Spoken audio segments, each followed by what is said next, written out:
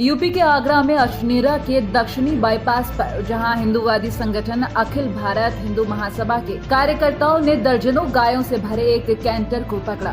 इन कार्यकर्ताओं को अपने सूत्रों से सूचना मिली थी कि रात में एक कैंटर दर्जनों गायों को गौकशी के लिए दक्षिणी बाईपास से लेकर गुजरेगा, जिसके बाद उन लोगों ने सूचना के अनुसार कैंटर का पीछा कर उसको पकड़ लिया। वहीं संगठन के पदाधिकारियों का कहना है कि कैंटर में सवार गौकश और चालक उन पर फायरिंग कर भागने में सफल रहे। साथ ही संगठन के पदाधिकारियों का ये भी आरोप है कि उक्त कैंटर का पीछा कर रहे थाना सिकंदरा के रुनक्ता चौकी पर तैनात सिपाहियों ने उस कैंटर में सवार लोगों को भगाने में मदद की है, जिसके बाद संगठन के पदाधिकारियों ने दक्षिणी बाईपास पर पुलिस के खिलाफ जमकर नारेबाजी करते हुए सड़क को जाम कर दिया।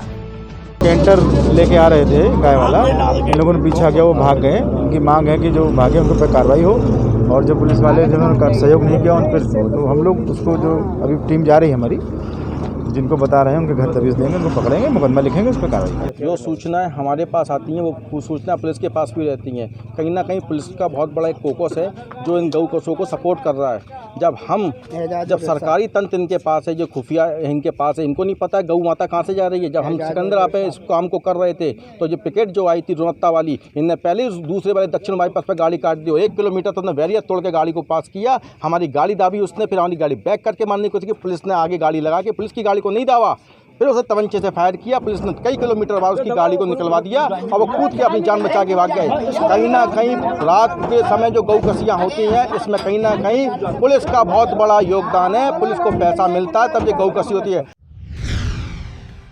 यूपी के हाथरस की साकेत कॉलोनी में जुड़वा हमशक्ल बहनों ने ग्रेटर नोएडा में रहकर 12वीं की परीक्षा दी थी, जिसमें दोनों बहनों ने सीबीएसई बोर्ड से 12वीं की परीक्षा में एक समान अंक पाकर ये सिद्ध कर दिया कि वो हमशक्ल ही नहीं बल्कि उनका ज्ञान भी एक बराबर है। दोनों बहनों ने 98% अंक लाकर हाथरस का नाम रोशन किया है। आपको बता दें कि दोनों बहनें मानसी और Manya Aster public school Greater Noida की छात्रा हैं। वो ग्रेटर नोएडा में ही रहकर पढ़ाई कर रही थी। एक साथ पढ़ते थे और डाउट्स वगैरह होते थे तो एक साथ क्लियर कर दिया करते थे। कोई प्लानिंग तो ऐसे नहीं थी, अच्छा ही करके आए थे, मगर जब सेम मार्क्स आ गए तो थोड़ा अजीब सा लगा पहले तो, मगर वे ठीक है। अभी तो शॉर्ट टर्म गोल में जेई मेंस जो भी सितंबर में आ रहा है वो है हमारा टारगेट अभी पहले तो, उसके बाद दोनों का। हाँ जी। वैश्विक महामारी कोरोना का प्रकोप लगातार बढ़ता जा रहा है। इसकी रोकथाम के लिए सरकारें हर तरह के उपाय कर रही हैं, लेकिन कोरोना संक्रमित निकलने पर कुछ लोग शासन की मंशा पर पानी फेरने में लगे हुए हैं। ऐसा ही एक मामला यूपी के महोबा में देखने को मिला, जहां 2 कोरोना पॉजिटिव मरीज एम्बुलेंस में ही हंगामा करने लगे तो स्वास्थ्य कर्मी एम्बुलेंस लेकर थाने में पहुंचे। आखिर में पुलिस की मदद से दोनों को कोविड सेंटर ले जाया गया। बता दें कि दोनों भाई बहन हैं जो कि कोविड सेंटर जाने के लिए तैयार नहीं थे, जिनको पुलिस की मदद से वहां पहुंचाया गया। राजस्थान में सुमेरपुर विधायक जोराराम कुमावत की कोरोना रिपोर्ट नेगेटिव आने पर जोधपुर के एम्स हॉस्पिटल से उन्हें छुट्टी दे दी गई है। बता दें कि पिछले कुछ दिनों से सुमेरपुर विधायक का स्वास्थ्य ठीक नहीं था, जिसके चलते जोधपुर के एम्स हॉस्पिटल में उन्हें भर्ती करवाया गया था, जहां पर उनकी कोरोना रिपोर्ट पॉजिटिव आई थी। तो वहीं दूसरी रिपोर्ट आने पर भी उनको अस्पताल में ही रखा गया था, लेकिन अब उनकी कोरोना रिपोर्ट नेगेटिव आने पर अस्पताल से उनको छुट्टी दे दी गई है। वहीं दिनेश कुमावत ने बताया कि अब उनका स्वास्थ्य अच्छा है और अस्पताल से छुट्टी दे दी गई है, लेकिन अगले 14 दिनों तक वो किसी से नहीं मिल सकेंगे। उसके बाद ही जनसेवा में जल्द लौटेंगे। यूपी के बरेली में कोरोना पॉजिटिव व्यापारी नेता शोभित सक्सेना ने अस्पताल प्रशासन पर बद इंतजामी का आरोप लगाया है और अनिश्चितकालीन भूख हड़ताल पर बैठ गए हैं। शोभित ने वीडियो वायरल करते हुए ये भी आरोप लगाया है कि 2 दिन पहले शोभित सक्सेना की रिपोर्ट कोरोना पॉजिटिव आई थी, जिसके बाद उन्हें एसआरएमएस मेडिकल कॉलेज में भर्ती कराया गया, जहां पर कोई भी सुविधा उन्हें मुहैया नहीं कराई गई। कोविड-19 से ग्रसित होकर परसों एसआरएमएस हॉस्पिटल में भर्ती हुआ। मैं प्राइवेट खर्चे पर एसआरएमएस में एडमिट हुआ।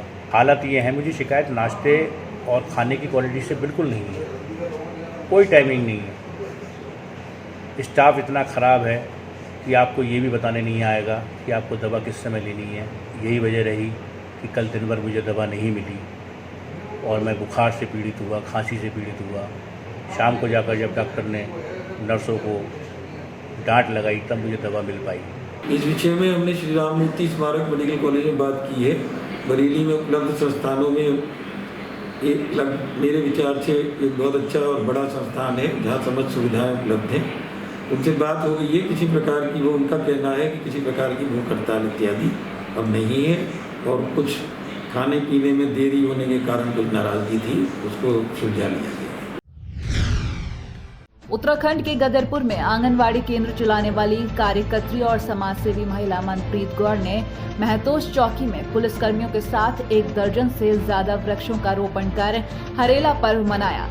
इस मौके पर उन्होंने बताया कि वो कभी फल की गुठलियों को कबाड़ या डस्टबिन में नहीं फेंकती, बल्कि एक बॉक्स में रखती हैं, जिससे नर्सरी तैयार हो जाती है। उसके बाद तैयार नर्सरी को जगह जगह पर अलग अलग समय पर लगाया जाता है। इसी क्रम में महतोश पुलिस चौकी में पुलिसकर्मी भाइयों के साथ मिलकर सबने हरेला पर्व मनाया और 1 दर्जन से ज्यादा वृक्षों का रोपण भी किया।